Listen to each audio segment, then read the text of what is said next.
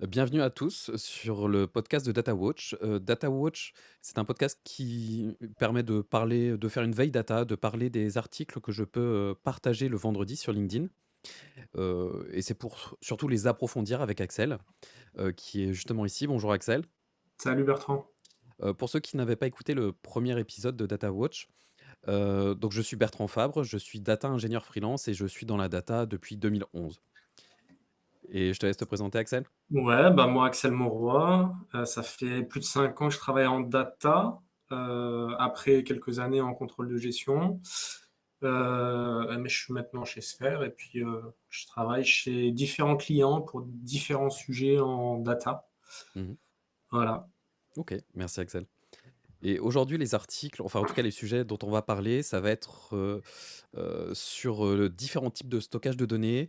On va parler aussi de data quality management. On va parler d'une nouvelle fonctionnalité qui est le liquid clustering de Databricks. On va parler aussi de data flow et de dictionnaire de données vs le catalogue de données.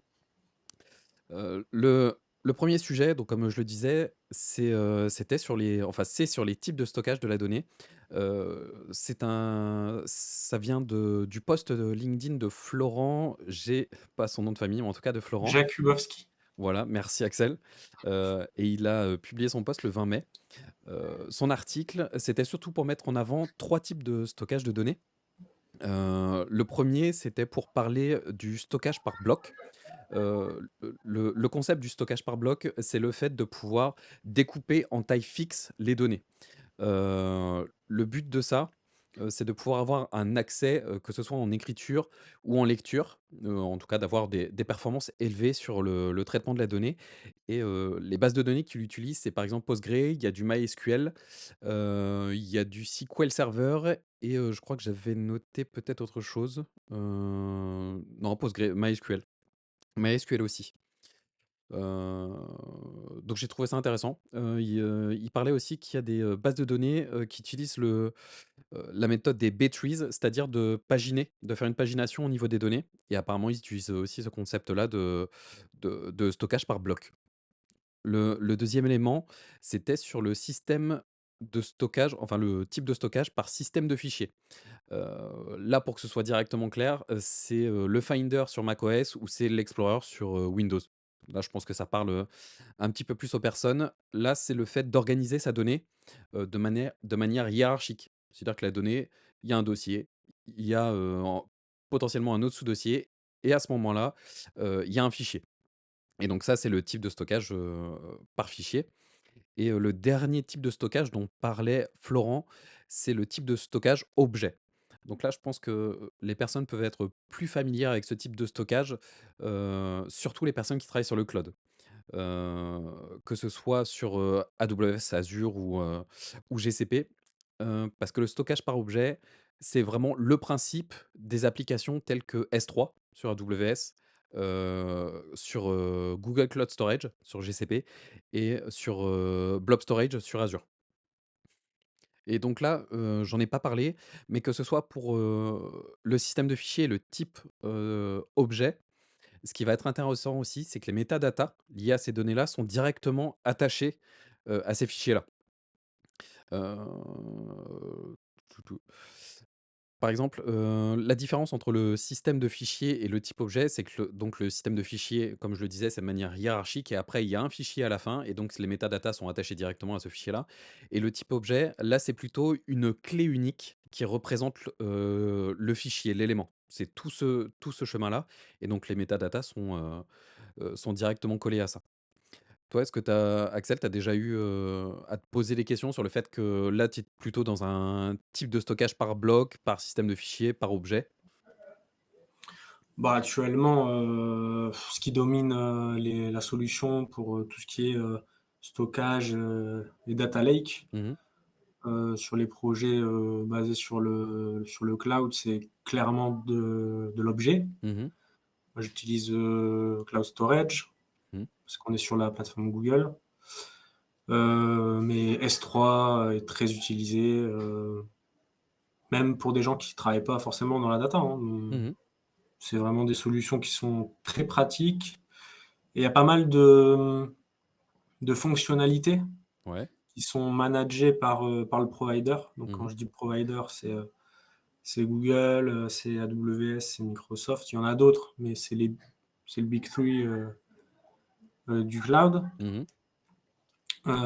Et ils managent en fait, ce service qui te permet d'avoir, bah, la réplication, sur plusieurs serveurs, de l'auto-cleaning, quand tu paramètres, par exemple, au bout de 30 jours ou 90 jours, je veux que tout soit, supprimé, Mmh. donc tu es pas obligé de coder, à chaque fois, avec des sources d'erreurs notamment. Ouais, Ça, j'ai déjà connu sur des anciennes missions, ce type d'erreur qui est du coup très tendu à gérer. ouais. Donc clairement, ça facilite le boulot, du coup, pour le côté, stockage. Mmh. Et le next step, alors là, je déborde un peu du sujet, mais je suis en train de voir ça, notamment avec Big Lake, Ouais, côté Google.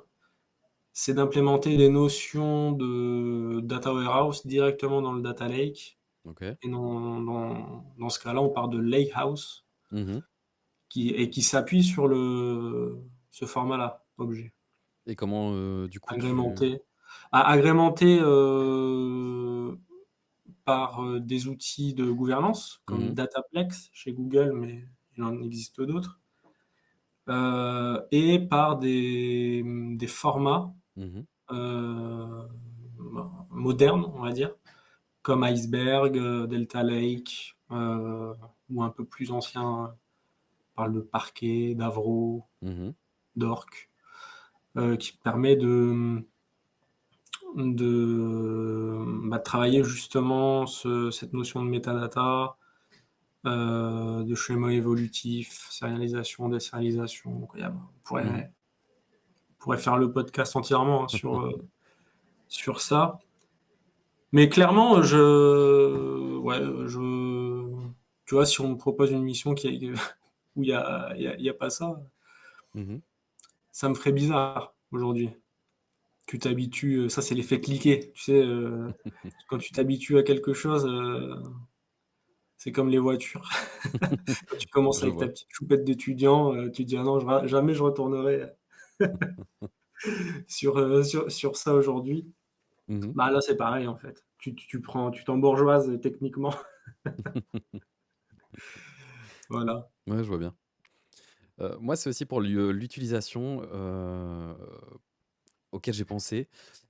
Par bloc, moi, ce qui m'apparaît, c'est qu'on va, interroger les données, on va gérer les données plutôt avec du SQL. C'est comme ça que je le vois, hein. Le système de fichiers, je vois ça avec, le petit script Python avec, je sais plus comment ça s'appelle, si c'est le justement, c'est pas, je sais plus quel package, mais il y a un package qui permet en fait de te déplacer dans les hiérarchies de fichiers. Donc tu as besoin de te dire: «Attention, là tu rentres dans un fichier, mais je veux que tu fasses en récursif, sur, tous les sous-dossiers, dedans jusqu'à me lister C'est, tous les» OS? Quand tu fais import ouais, OS? OS, mais je pensais à un autre, c'est pas Blob? Non, je sais plus.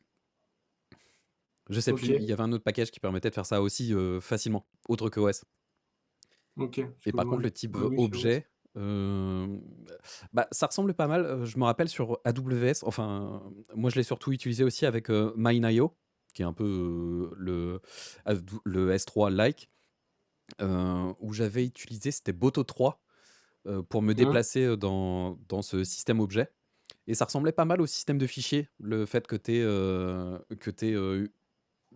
plus ou moins une surcouche hiérarchique qui est dessus pour que tu puisses comprendre comment ça se déplace, comment OK. interroger tes fichiers. Mais du coup, moi, c'est clairement par bloc que je trouve ça facile. Là, je parle pas des fonctionnalités, hein, mais je parle le fait que je suis beaucoup plus à l'aise pour utiliser du SQL pour, manipuler les données, que le système fichier objet. Je trouve qu'il y a besoin d'avoir une appétence de développement dessus pour pouvoir, manipuler et Ouais. aller dedans. Même si le système, type objet, il y a des fois des surcouches aussi pour utiliser du SQL, directement dessus. Je sais pas Yes. ce je sais pas ce que tu en penses toi de le fait de facilement utiliser le type, de naviguer dans le type de stockage par bloc ou, système de fichiers ou objet? Ouais, les 2, effectivement, les 2 sont bien. Heu Après, Boto 3, Mmh mh. moi je l'ai utilisé sur la stack AWS. Mmh. Mais je me rappelais pas avoir eu la fonctionnalité de naviguer comme ça de fichier en fichier. Bah, je J'utilisais, crois alors je crois me souvenir qu'il fallait définir ton bucket, dedans, ouais, ouais, ouais, et après dans le bucket, je croyais me rappeler qu'il y avait, dedans éventuellement des sous-répertoires. Faudrait que je retourne dedans. Mais moi en tout OK. cas, c'est ce que j'avais gardé en tête. Après, je me rappelle plus exactement, parce que ça fait longtemps. Je me rappelle plus exactement si c'est pareil que, que Cloud Storage au niveau des répertoires, etc. Là, je sais pas. Mmh. Ouais, je sais plus. On oublie vite en fait C'est clair. dès qu'on passe sur autre chose. Après, bon, après, ça reviendrait vite. Mmh. Mais je sais pas si toi ça te fait ça, mais des fois, moi, un an après, j'ai l'impression que un peu l'effet blackout, mais quand je réutilise, la stack en question, ça revient très vite. Mmh. Ouais, pareil. Il y a juste le SQL que j'oublie pas parce que je l'utilise à chaque mission, ça, à chaque fois. Bah, ça, on va en parler après, effectivement, bah, il y a 50 ans, le langage est toujours aussi utilisé mais justement avec le lakehouse, Mmh.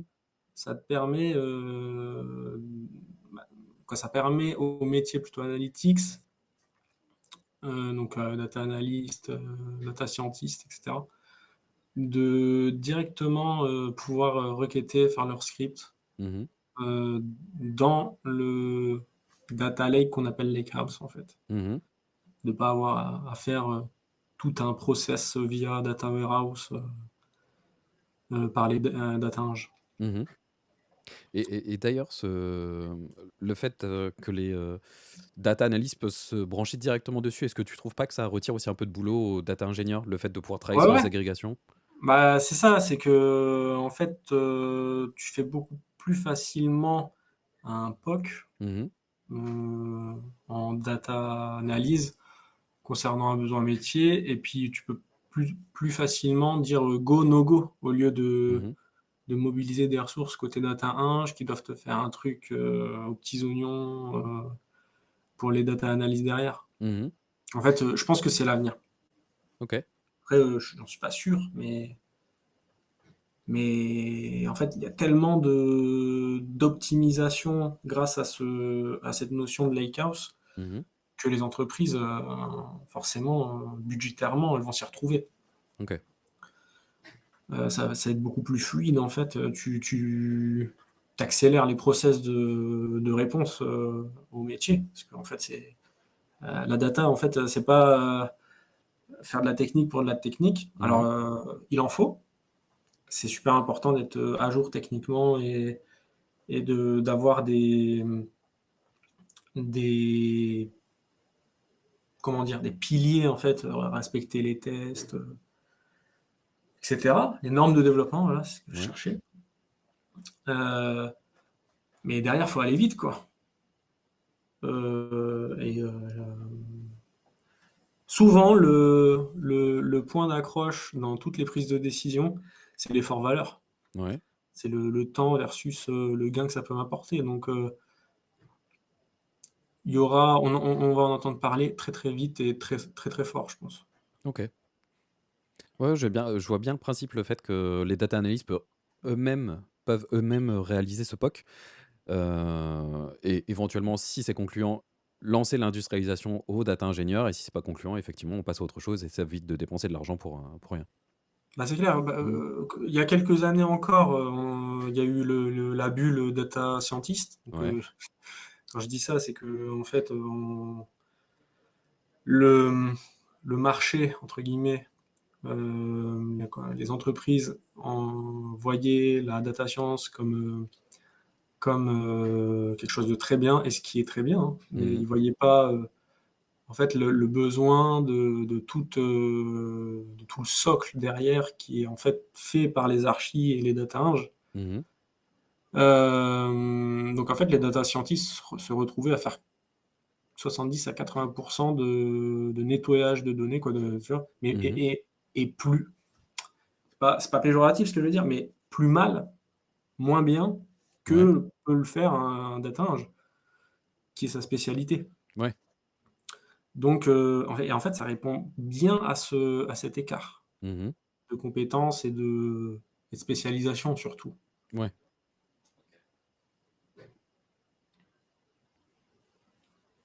ça marche. Heu, du coup, pour le deuxième article, tu avais regardé, de ton côté, Axel? Bah, je vais commencer par, SQL à 50 ans, Ouais. parce qu'on est en donc l'auteur, c'est Stéphane Lecalme, Mmh. et on est en mai 2024 et je le savais pas, hein, mais c'est vrai que ça fait 50 ans qu'SQL, est sur pied. Mmh. Avant de parler du SQL, en fait, il faut parler du modèle relationnel. Ouais. En fait, SQL s'appuie sur le modèle relationnel. Celui qui a théorisé le modèle relationnel, c'est un Anglais qui s'appelle Edgar Frank Codd, Ouais. que je l'apprends par cœur parce que c'est à lui qu'on doit le socle du langage, ben, en fait, le pilier de la data. Ouais.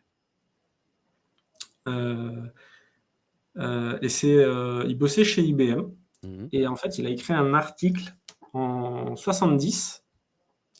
Alors, je l'ai noté. Il Mmh. s'appelle A Relational Model of Data for Large Shared Data Banks. Donc, un OK. modèle relationnel de données pour les grandes banques de données partagées. OK. Je prends un peu de temps pour le dire parce que c'est un article, ben, breaking change dans l'industrie de l'IT. Mmh. Il a fait beaucoup de bruit dans le domaine, donc chez les informaticiens à son époque. Et beaucoup de chercheurs vont partir de ces travaux Mmh. et faire évoluer bah, l'état de l'art. Pardon. Et à tel point que 11 ans plus tard, Mmh. Code va recevoir le prix Turing. Donc Mmh. c'est l'équivalent du prix Nobel en informatique. Mmh.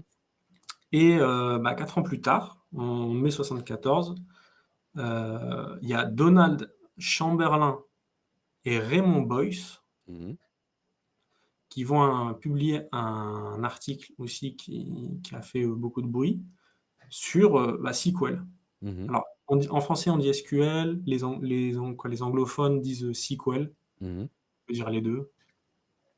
Euh, et qui mettent bah, sur pied, du coup, ce système de langage de requête structurée. Mmh. Et d'ailleurs, fun fact, c'est que IBM, ils avaient déjà un produit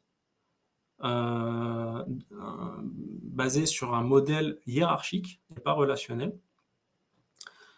Et pour pas cannibaliser ce produit, ils vont pas tout de suite développer bah, la technologie modèle relationnel plus SQL.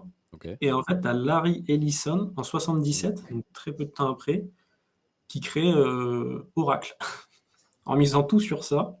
Ouais. Et bonne idée parce que ça va devenir un des top 10, je pense, ou top 20 milliardaires assez rapidement. Euh, voilà, je trouve que c'est important de prendre du temps d'évoquer ces gens-là parce que on connaît surtout les grandes entreprises qui s'appuient sur leurs travaux, mais c'est quand même eux qui ont donné l'heure à tout le monde au départ, quoi. Ouais, c'est clair. Bon après le SQL, il a quand même pas mal évolué parce que forcément il y a d'autres langages, d'autres formats de données qui arrivent sur le marché. Donc, on peut penser à XML, JSON, les données GPS, Mmh. données de géolocalisation, etc. Donc, tout ça, on peut traiter avec SQL aujourd'hui. Euh, et j'ai pas été vraiment d'accord avec le passage dans l'article qui dit qu'il y a plusieurs langages de SQL. Je dirais que le SQL, c'est un langage et effectivement, il y a différentes, fonctionnalités qui sont prises en charge ou pas en fonction des SGBD, donc Ouais. effectivement, tu vas pas écrire exactement pareil tes requêtes, heu, en fonction de si tu es sur BigQuery, si tu es sur Teradata ou d'autres. Mmh. Mais il y a quand même un SQL natif, Tu du SQL, standard. Mmh. standard, Mmh. exactement, qui peut être agrémenté de fonctionnalités en fonction de l'éditeur. Après, il parle de SQL et NoSQL. Donc Ouais. No, c'est not only SQL. Mmh. Moi, je suis tout à fait d'accord sur le rapport qu'il fait entre les 2 langages. Effectivement, c'est pas SQL versus, NoSQL, c'est SQL plus NoSQL. Parce qu'en fait, les grandes entreprises, aujourd'hui, elles utilisent les 2 Mmh. pour répondre, aux différents use cases, aux différents besoins de stockage et de compute, de leurs données. Mmh. Heu, on fera, j'en parle rapidement, mais on pourra faire, un autre article plus précisément sur le NoSQL, parce que si on rentre dans le détail, on va y passer, 10 minutes au Ouais. moins pour, élaguer le sujet. Et ce qu'il faut retenir, c'est que NoSQL, heu, à la base, ça gérait mieux le, le scale horizontal. Parce que, quand tu es sur un modèle relationnel, tu as besoin d'augmenter verticalement tes ressources. Donc, tu augmentes du CPU, tu augmentes de la RAM, et Mmh. cetera. Principalement ces 2-là. Hem et quand tu es sur du NoSQL, tu peux distribuer.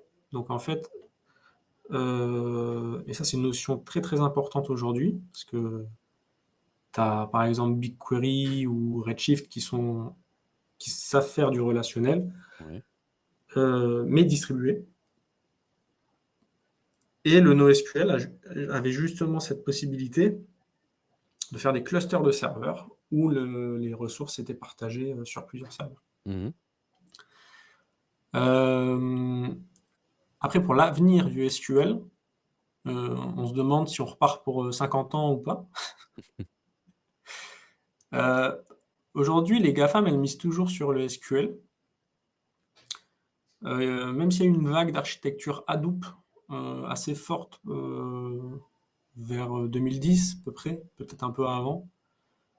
Mais le SQL, en fait, est revenu très vite, bah, notamment avec ce que je viens de parler, les OLAP distribués comme Mmh. BigQuery ou Redshift.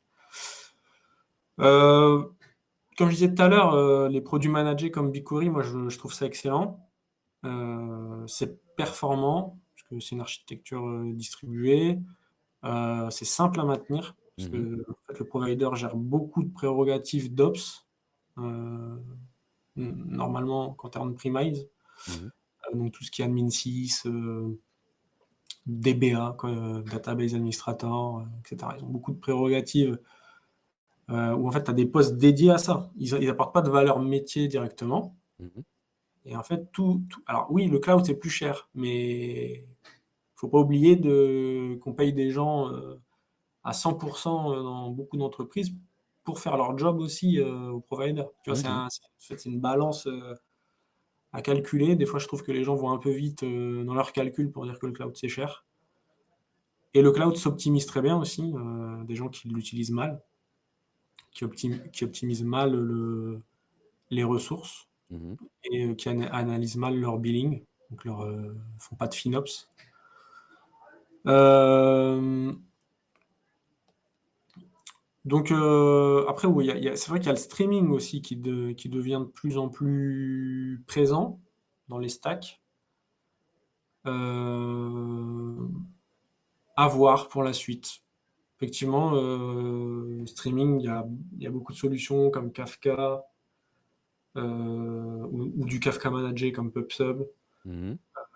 ou des produits aussi qui savent faire les 2, batch et streaming. Dataflow le fait, il me semble d'ailleurs. Ouais, ouais. C'est la base, vraiment de la fonctionnalité Ouais, Dataflow pour pouvoir faire, un def, que ce soit aussi bien batch ou streaming. ouais. Donc, tu vois, tu as des produits comme ça qui effectivement, peuvent prendre très vite le dessus, mais alors je miserais pas sur 50 ans, mais tu vois, dans les 10 prochaines années, le SQL, c'est sûr qu'il sera là et bien là, parce que c'est aussi un langage qui est assez simple. Mmh. En tout cas pour des cas d'usage, métiers, qui ne demandent pas énormément de retraitement de données et cetera, c'est un langage qui est facilement accessible.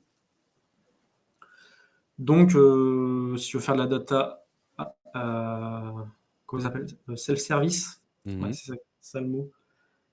C'est le langage, je pense, qui est le plus simple à mettre en avant dans ce genre de cas d'usage. Donc, Bah, je pense aussi que le SQL a il y a eu un flottement effectivement pendant quelques années et c'est vite revenu. mmh, Je me souviens qu'il y avait aussi je travaillais c'était, 2016, je travaillais sur SAS.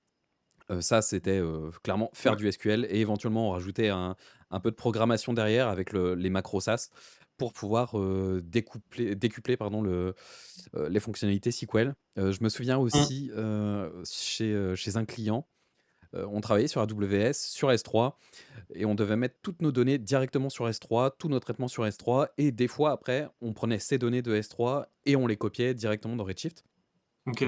pour avoir un accès, SQL, Mmh, pour d'autres utilisateurs. ouais, Mais même sur S3, des fois on utilisait une surcouche, une application qui s'appelle, Dremio, qui permettait de se brancher directement S3 et mmh, on pouvait du coup requêter nos parquets avec du SQL. OK, Donc c'était encore une surcouche qui fait qu'on retournait encore vers du SQL. Il y avait aussi des ouais, projets, le fait qu'il y ait des applications data qui étaient dev en Java et il y avait des migrations pour revenir sur soit sur du Spark, mais avec du Spark des fois utilisé avec du Spark SQL ou juste OK. le fait de pouvoir, faire du SQL dessus.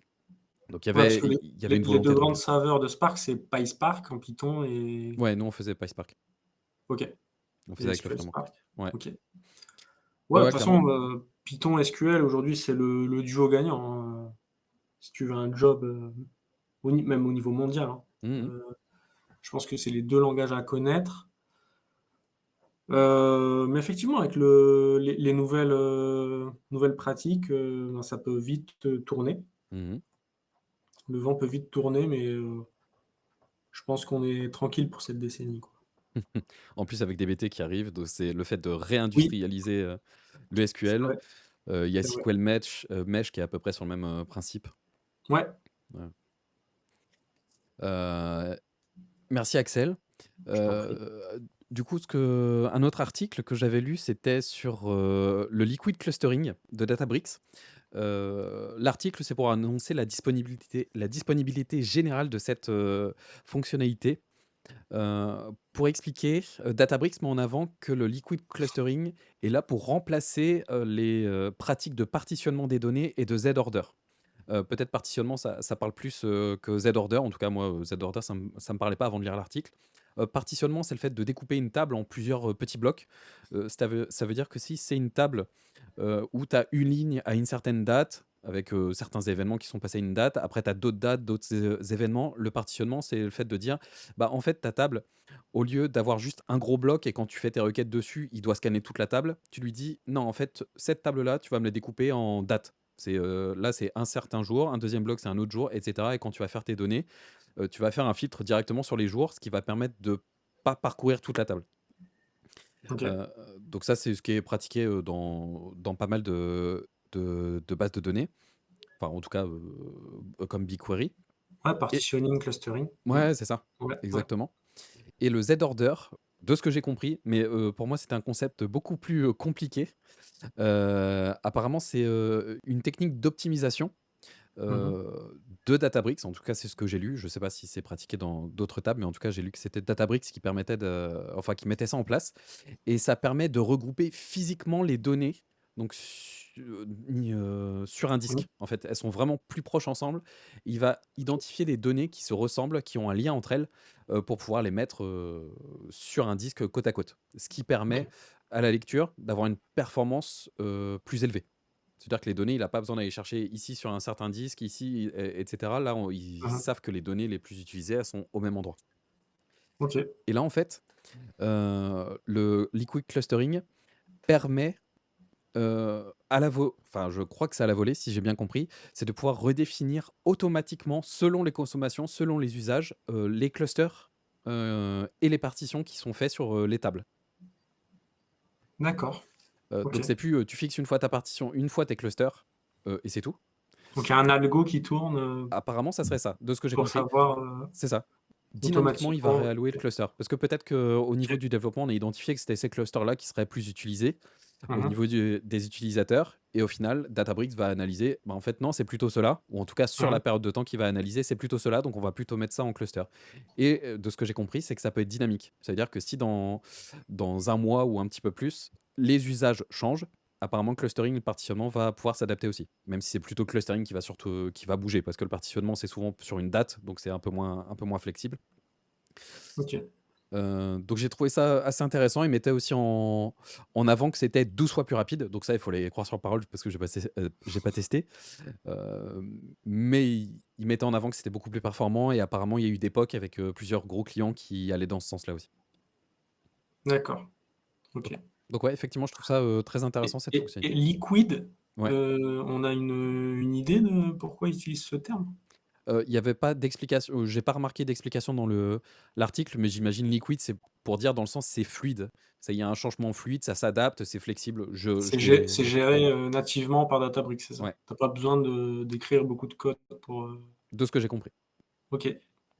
c'est ça. Et Databricks, les clusters, tu choisis tes zones? Ça, je sais pas. Sur OK. GCP, oui, je pourrais te le dire parce que je sais. Ouais, Par contre, sur ouais, Databricks, j'ai jamais été, donc je sais pas. OK. Après Hem, sur GCP, tu choisis, mais tu as des services qui sont dispo que sur ah certaines oui, zones du monde. bien sûr.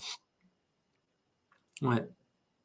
Bah, idéalement, si jamais tu as choisi, sur Databricks de stocker ta donnée dans une certaine région, vu que le liquid clustering intervient directement sur ces données-là, pour moi, il faudrait que ce soit une fonctionnalité en plus sur Mmh. toutes les régions. Sinon, effectivement, Ouais, ça veut dire que tu peux pas mettre tes données où tu veux, ça serait dommage. je te rejoins. Et tu lu d'autres articles, Axel? Ouais, un sujet qui me tient à cœur, Ouais. la qualité de données. Ah, ouais, J'imagine que ça te tient à cœur aussi. évidemment.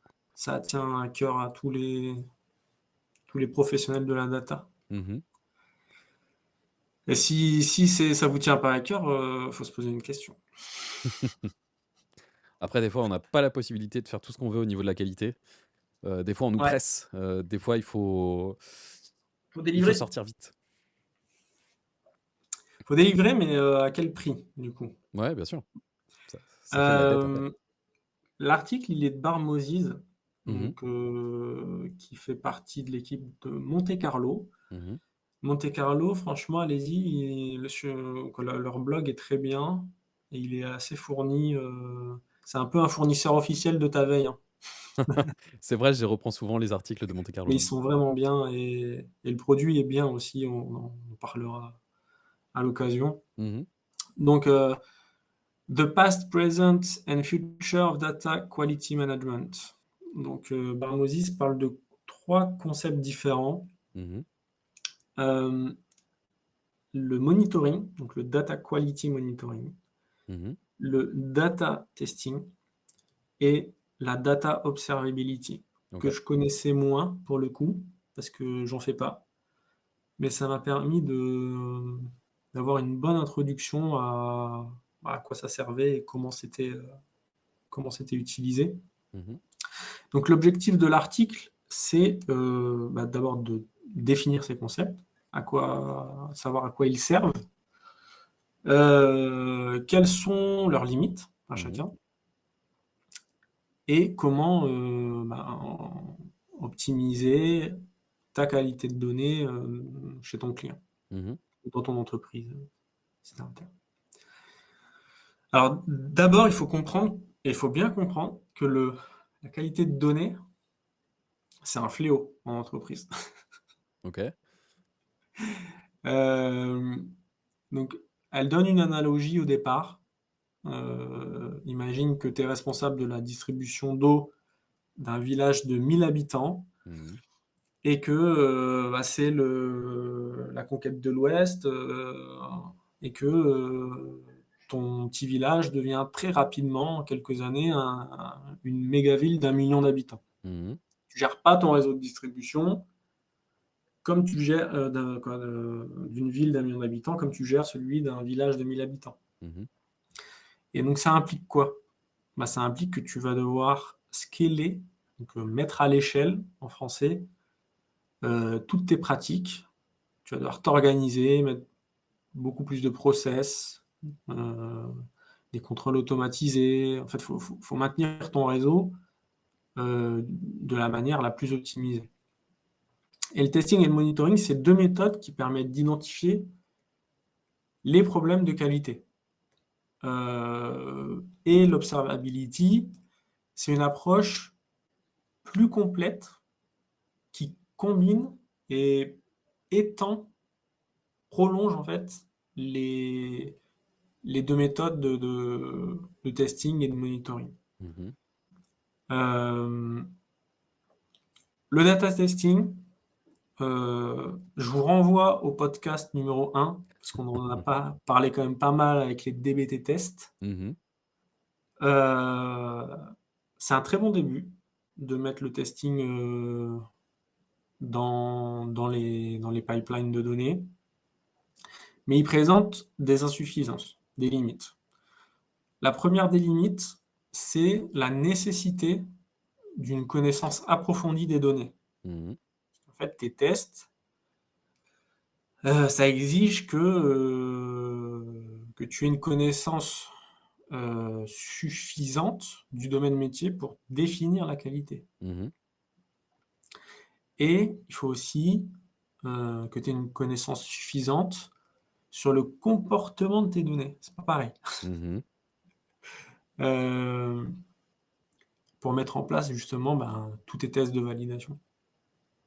Heu, une deuxième limite, c'est qu'il y a pas de couverture pour les problèmes inconnus. Mmh. Parce que forcément, tu vas coder des tests pour les problèmes les plus récurrents, ceux que tu t'y attends, en Ouais. fait. Tu t'y attends. Par contre, les problèmes auxquels tu t'attends pas, ben, pour le coup, tu peux rien y faire dans cette phase de test. C'est peu scalable, donc elle dit qu'écrire 10 tests pour 300 tables, c'est pas pareil qu'écrire, 1000 tests pour 3000 tables. OK. Et ça, je la rejoins. En fait, tu as tellement besoin de connaissances pour écrire tes tests, des Mmh. tests pertinents, qu'en fait, c'est chronophage et ça demande d'être pointilleux, l'écriture de tests. Donc quand tu dois être à l'échelle à 3000, 10 000 tables, et ça, c'est monnaie courante, hein, dans le monde de l'entreprise, ils ont énormément de tables, bah, ça devient quasi impossible de Mmh. faire du fine tuning de tests, par dataset. Le 3e, la 3e limite, c'est que tu as une visibilité limitée. Mmh. Je crois que j'ai un peu, écorché. Une visibilité, c'est dur à dire, limitée. Mmh. Hem, en fait, les tests, ils vont te permettre d'analyser tes données, quoi, de tester tes données, mais que tes données. Ils peuvent pas te dire si le problème, il est lié, aux données, au système que tu utilises, au code que tu as écrit. OK. Donc en termes de source du problème, ils vont pas te guider, des tests. Simplement des tests vont pas te dire, le pourquoi du comment. Mmh. Ils vont juste poser une alerte et il y a pas d'auto-résolution. Donc c'est comme une alarme incendie. Elle va sonner, elle va dire: il y a le feu». Mais ils vont pas ça va pas l'éteindre et ça va pas t'expliquer comment est parti le feu, comment ne pas que ça se reproduise, ça va pas te chiffrer, heu, les dégâts que ça a causé ou que ça aurait pu causer, si ça avait continué. Mmh. Hem, ça, c'est pour la partie testing. Après la partie monitoring, Ça permet d'avoir une surveillance en permanence des anomalies. Mmh. Donc il y a une couverture plus large pour les inconnus.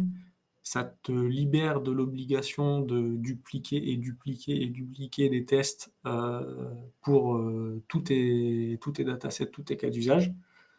Mais par contre, ça va augmenter tes coûts de calcul, puisque ça interroge tout le temps, parce que c'est en permanence, tes données. Ouais. Et c'est plugué en fait sur tout et ça processe sans arrêt. Heu, il y a un time to value, heu, avec un délai assez important Mmh. parce qu'en fait, tu écris pas mal de code au début pour chaque problème en amont et ensuite tu capitalises sur ça, heu, au fur et à mesure. Donc, l'évolution du monitoring, notamment grâce, à des fonctionnalités de machine learning dans les outils, Ouais. bah, faut le temps de les entraîner tes modèles, tu vois? Justement. Mmh. Hem et au même titre que les tests, tu vas avoir une visibilité limitée et pas de résolution, pas d'auto-résolution. La data observability va venir le combler. Alors en monitoring, je peux donner des noms de produits, ça va peut-être parler à des gens. Mmh. Il y a Dynatrace, il y a New Relic, qu'est-ce qu'il y a encore? Datadog propose des solutions de monitoring.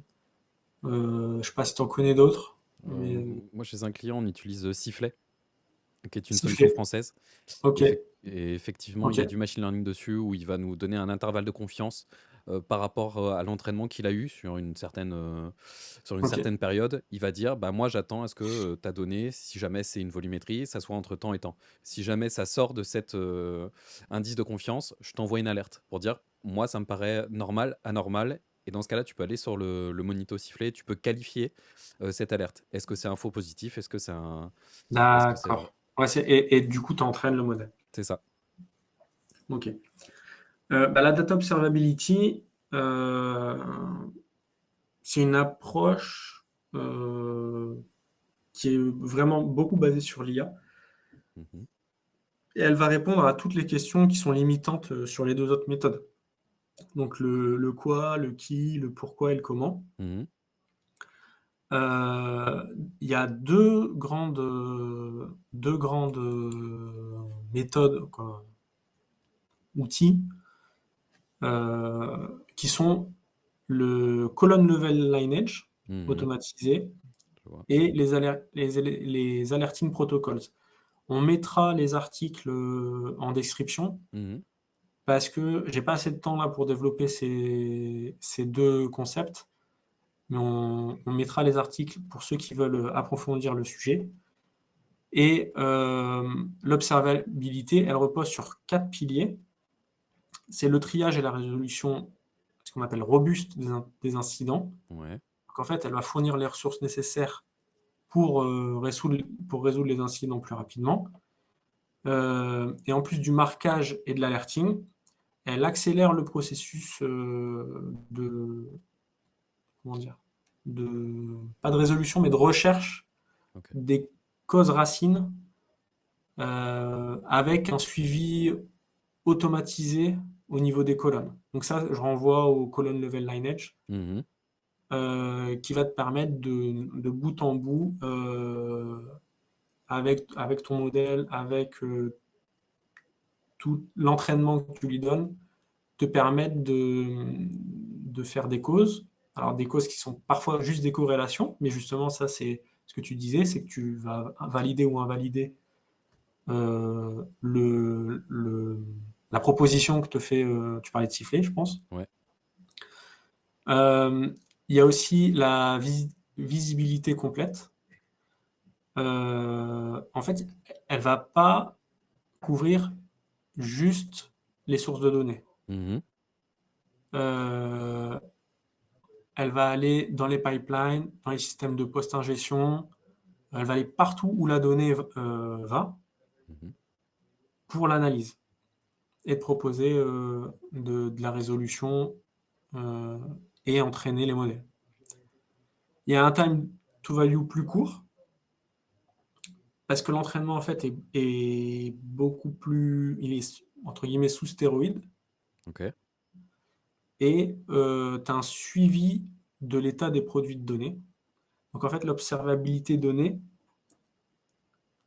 données, Mmh. elle va permettre d'étendre le suivi et l'état des produits de données, au-delà du format traditionnel, des tables, OK. afin que tu puisses surveiller en fait et mesurer, visualiser l'état des produits, spécifiques ou des actifs critiques. Mmh. Voilà. Ce qui est important, en conclusion, c'est que l'IA, tout le monde en parle, mais il faut d'abord qu'ils servent à l'amélioration de la qualité de données, au lieu de servir des cas d'usage qui se reposent sur, des données de mauvaise qualité. Ouais, bien sûr. Tu as le grand principe de, garbage in, garbage out, Mmh. où en fait, tu jettes ton argent par les fenêtres, si tu fais rentrer, dans tes modèles de machine learning, des données de mauvaise qualité. Ça sert à rien. Donc, il faut miser sur la qualité de données avant tout. Mmh. C'est ça en fait le socle d'une bonne stratégie data. C'est d'abord avoir un patrimoine de données fiable et, et de qualité sur lequel tu as confiance en fait. Ouais, bien sûr. J'avais l'impression que tu partageais et que tu connaissais les sujets de qualité de données en entreprise. Ouais, ouais, bien sûr. Hem, Bah, ça pour moi, c'est quelque chose qui est vraiment très important lorsqu'on me demande de faire un développement, c'est-à-dire mettre en place, industrialiser une certaine pipeline ou mettre en place une nouvelle pipeline, surtout une table avec des règles de gestion. À chaque étape de mon développement, je teste. Je regarde, qu'est-ce que alors j'ai cette donnée là initialement, là j'ai fait tel développement, maintenant j'ai telle donnée, est-ce que ça correspond vraiment aux besoins ou pas? Est-ce que ce qui est affiché, c'est ce qui est attendu par l'utilisateur? Et dans un deuxième temps, en plus de qualifier, la qualité tout au long du développement, c'est le suivi de la qualité des données. Donc là, c'est un peu, ce que tu parlais, surtout en termes de monitoring. Là, je te parlais de sifflet. C'est Mmh, pour dire, là, il y a un émetteur de données. Nous, on prend cette donnée-là, on la transforme, on la met à disposition. Est-ce que la volumétrie, elle est OK de jour en jour? Est-ce qu'il n'y a pas une journée, on n'a pas reçu de données et mmh, on n'a pas fait attention? Ça, c'est quelque chose, c'est compliqué. Enfin, ça devrait pas arriver. Tous les jours, on devrait être sûr que toute la donnée est arrivée. Est-ce que, au fur et à mesure, qu'on reçoit des données, est-ce qu'on a des doublons qui arrivent sur les données? Oui, non. Ça, on devrait pouvoir y répondre aussi. Mais quand on n'a pas d'outil de monitoring, c'est pas toujours évident. Parce que, tout à l'heure, tu parlais tu extrapolais pour dire, on gère pas les tests sur 300 tables que sur, 3000 tables. Bah, là, c'est la même chose. Heu, Si on n'a pas quelque chose déjà un outil pour monitorer, on va pas sur les 300 tables, sur les 3000 tables, aller jouer des tests de doublons pour savoir, alors, est-ce que c'est bon? Est-ce qu'il y a des doublons? Est-ce qu'il y en a pas des doublons? C'est assez compliqué parce que ça veut dire que tous les jours, il faudrait les lancer manuellement et cetera. Donc, faire du monitoring, c'est très important et en plus d'avoir un outil qui automatise ça, c'est vraiment super important et après tu parlais d'IA, ça c'est clairement le next step. Avec Sifflet, c'est, du machine learning, de l'intelligence artificielle qui permettent de te donner un indice de confiance, qui fait des séries temporelles, en fait, sur tes données, pour te dire, selon ce que j'ai vu dans le passé, comment ça devrait évoluer selon moi. ouais, Et ouais, ouais. effectivement, après, on qualifie l'alerte pour savoir est-ce Et que c'est OK, pas OK. du coup, siffler, c'est juste sur tes tables ou ça va aussi dans tes sources, dans tes dashboards, ça va partout? Alors, pour moi, l'utilisation qu'on a jusqu'à maintenant, c'est directement sur les tables. C'est-à-dire OK. qu'on va lui donner manuellement, Sifflet, c'est en mode rapport. Ça veut dire qu'on va créer un rapport, qui est sur une table spécifique et on va lui dire qu'est-ce qu'on veut checker sur ce rapport. Est-ce qu'on veut regarder la volumétrie? Donc, si c'est ça, on va lui dire, c'est quoi le time? Enfin, c'est quoi comment dire? Comment on veut suivre la volumétrie? Est-ce qu'on veut suivre la volumétrie par jour? Est-ce qu'on veut suivre la volumétrie avec une certaine dimension, Ouais, et après il y a un rapport déjà tout fait sur OK. ça. Et à chaque fois, on peut créer un autre rapport pour dire, là par contre, on veut pas suivre la volumétrie, on veut suivre, la qualité des données, le remplissage des données. C'est-à-dire qu'on veut suivre le remplissage d'une certaine colonne. Mmh. C'est-à-dire que s'il y a beaucoup de des fois, il peut y avoir des données qui sont pas saisies dans une certaine colonne et ça peut être accepté, c'est OK. Mais si jamais on commence habituellement, il y avait à peu près 10 de données qui sont pas remplies sur une certaine colonne, mais on commence à passer petit à petit à 15, à 20, à 30, à 50. Là, il peut y avoir un problème. Ouais, Si la ouais. moitié de la donnée n'est pas remplie ou même plus, est-ce que ça a un intérêt? Faut se poser la question. Peut-être que Mmh. ça en a toujours, Ouais, ouais. mais au moins ça force à poser la question. Mais déjà, je pense qu'avoir une stratégie bien définie de test et un outil de monitoring, Mmh mh. ça c'est solide. Mmh. Après l'observabilité, je pense que dans quelques années, avec le développement de l'IA, je pense que ça va aller assez vite et qu'on va voir apparaître ce genre de méthodes, de concepts, dans nos stacks assez rapidement et que ça va beaucoup nous aider. Bien sûr. Ça va pas nous remplacer, Mmh. parce que c'est la grande peur, du phénomène IA, Mmh mais mh. j'avais bien aimé une phrase, je sais plus qui l'a dite, je l'ai lue, mais je pense que c'est Jean Millepied. C'est D'accord. quelqu'un qu'on suit sur, LinkedIn, Ouais, je vois. qui dit: «C'est pas l'IA qui va remplacer les devs, mais les devs qui utilisent l'IA qui vont remplacer les devs». Ah bien sûr. Mais, dans le cadre de la qualité des données, je vois, complètement un cas d'usage, avec l'IA, dans beaucoup de clients, on fonctionne avec des tickets pour faire, du support, Mmh. du run. Mmh. Donc on reçoit des tickets d'un utilisateur qui dit: «Alors moi sur, telle table, sur tel type de données, Ouais, je comprends pas, là il y a des ouais. problèmes de données». Et nous on va répondre à l'utilisateur. On va faire une étude, on va répondre à l'utilisateur en lui donnant Je toute reviens l'étude vers qu'on a pu toi. faire. Comment? Le fameux «je reviens vers toi». Oui, c'est ça. Mais, moi je reviens vraiment vers eux avec Oui, bien vraiment sûr. tout le suivi, de l'étude pour dire: «C'est vrai, il y avait un problème initialement, j'ai fait toute cette étude-là, ça a été résolu en faisant telle chose ou alors il y a pas de problème parce que telle raison». Bah, l'IA pourrait carrément utiliser la base de données de tous ces tickets-là, pour nous dire: «Alors là, il y a un nouveau ticket qui est arrivé sur tel problème, l'utilisateur a donné telles informations. Sur la base de Mmh. l'historique que j'ai pu étudier, je te conseille d'abord de regarder à ce niveau-là parce que c'est là où souvent il y a des problèmes». Donc comme tu le disais, en fait, l'IA va pouvoir aider les développeurs, va pouvoir nous orienter, et donc on va aller potentiellement pouvoir gagner du temps en allant regarder directement, là Mmh. où le problème est le plus, fréquent. Ouais, ouais, puis tu vas, voir naître des fiches de poste Mmh. dans des boulots, de TMA, donc de maintenance, qui vont faire principalement du fine tuning en fait, Mmh. d'un outil IA, en fait, ils vont alimenter, avec leurs connaissances, l'outil d'IA Mmh. pour l'améliorer. Donc ça va être, breaking change dans les métiers de TMA de demain pour moi. Mmh. C'est que, tu auras des postes qui ne feront qu'alimenter et entraîner et suralimenter, leurs produits IA de résolution de recherche et de résolution de problèmes. Mmh. Pas que sur la qualité de données, mais c'est un énorme sujet, la qualité de données. Ah bien sûr, clairement. Bah, merci Axel.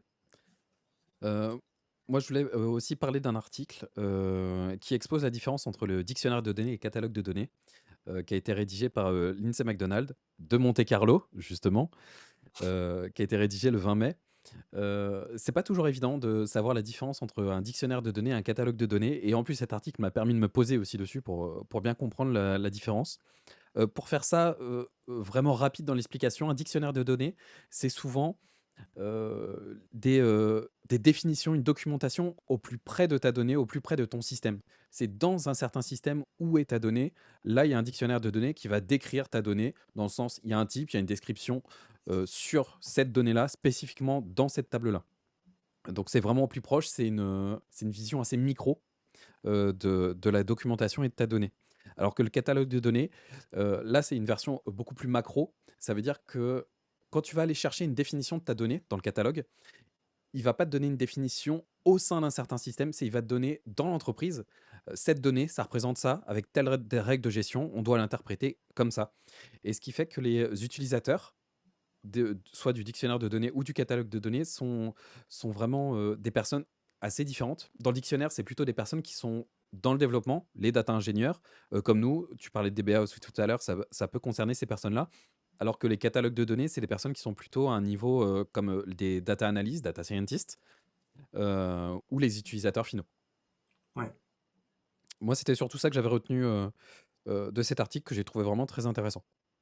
Ceux Toi, je qui sais font de la data gouv, comme les ouais, data stewards et tout ça. Ouais. data Ouais, catalog, ouais. c'est clairement pour la data gouvernance. Ouais, ouais, ouais. Et dans les entreprises, des fois, ça manque. Même en tant que data ingénieur, je me dis des fois, j'aurais bien aimé quand même avoir un data catalogue, pour bien comprendre la donnée. Il y a quoi Ouais. derrière? Qu'est-ce que c'est vraiment?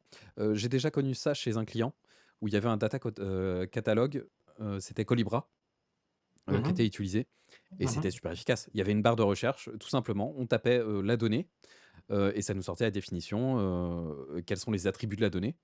Est-ce Ouais, que la donnée, ça peut être, par exemple, la commande? Mais la commande, on appelle ça, en gouvernance aussi un objet métier.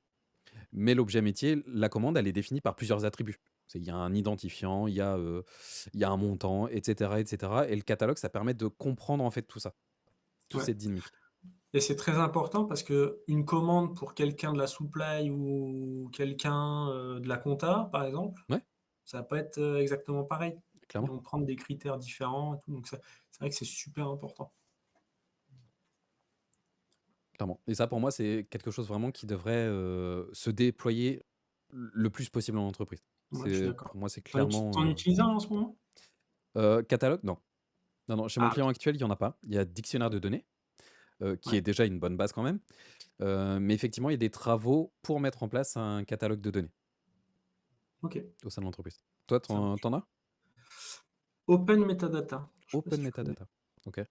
Ouais, Donc, au projet open source? open source, ouais. Ouais, ouais, ouais. OK et il est Heu, efficace? Il est oui, il est bien. ouais? Il est bien. En plus, nous, on a une data steward qui fait OK. un gros boulot avec les métiers. Elle fait des ateliers justement pour alimenter, l'outil, parce qu'en fait, l'outil fait rien, quoi. Mmh mh. Ça reste un outil, hein. Si tu fais pas le boulot derrière, c'est pas lui qui va le faire à ta Mmh. place. Mais non, il est bien.